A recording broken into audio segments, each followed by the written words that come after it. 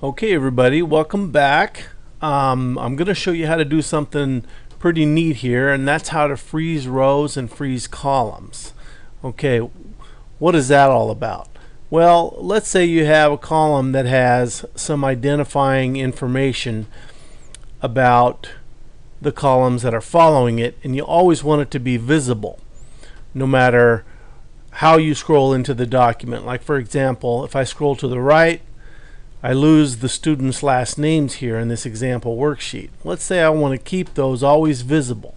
Alright, so in order to freeze a column, you come over here to View, and well, if I can find it here, Freeze Panes.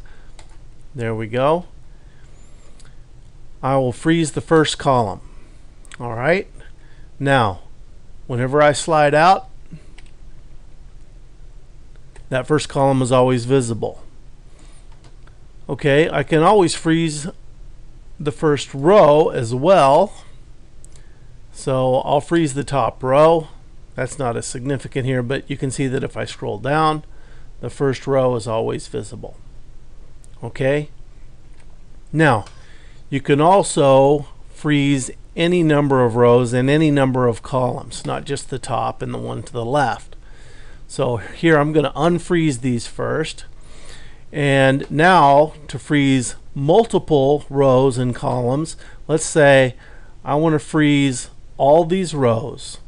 I want these column headings to always be visible, and I want to freeze the first two columns as well. Okay, so to freeze that, I have to click on the cell that is immediately to the right of the column that I want to freeze, or columns, excuse me, and immediately below all the rows you want to freeze.